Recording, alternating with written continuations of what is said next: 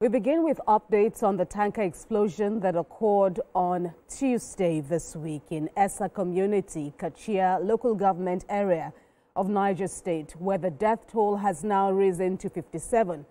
And that's according to the Niger State Emergency Management Agency.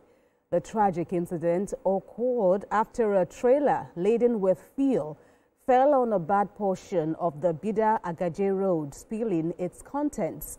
And eyewitnesses say the villagers who rushed to scoop the leaking fuel were caught in the inferno that erupted when the driver, reportedly angered by the crowd's actions, set the trailer ablaze.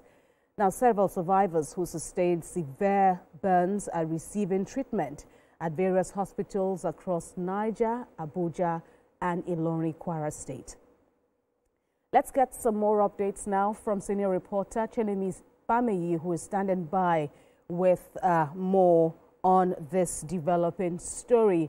Good evening, Chenemi. So what's the latest you have regarding the death toll? Of course, we just read out the news now that it currently stands at 57. Tell us more. Hi, good evening. It's quite unfortunate to see the unprecedented increase in the number of casualties that we're having.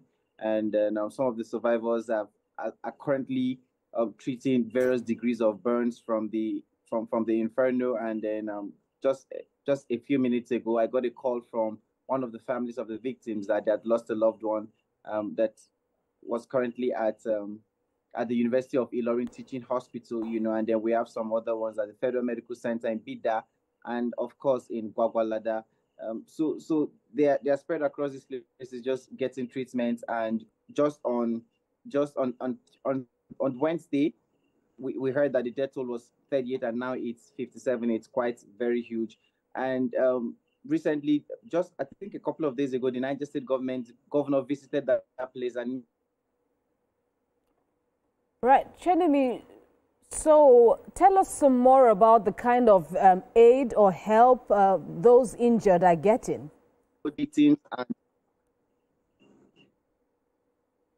Can you hear me? Yeah, did you get the question? I thought you had ended the earlier question. I was asking now what form of help or how much help victims with various degrees of injuries are getting.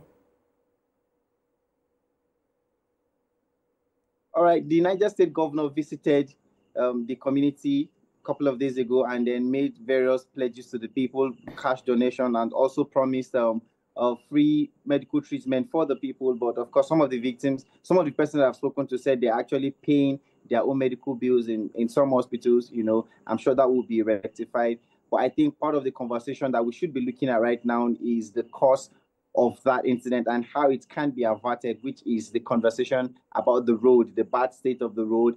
Similar incident happened last year, and we are having a repeat this year. And in fact, two tankers fell in the same week, in that same road. So I don't know if this is not fixed properly, we might keep having recurring fatal incidents like this. Absolutely. But then again, let me also ask what punitive measures or what other measures government and its affiliates are taking to stem this menace decisively? Once people find anything that they consider advantage to them, it's difficult to dissuade them from that and get them to leave areas like that. People think that scooping fuel is some form of economic advantage to them, so it's difficult to get them to desist from such attitude. I know there's been some campaigns by the National Orientation Agency, but I think it needs to be intensified because, like I heard when this tanker fell, that some security agencies, especially local vigilantes, tried to keep the people away, but they refused. So I think the fundamental issues must be taken care of. If the road is fixed, then these things, we don't hope to see them again. And orientation just needs to keep happening, until we have a relapse on things like this. All right, Chenemi Bameyi, that will be all for now. Thanks a lot for the updates from your end.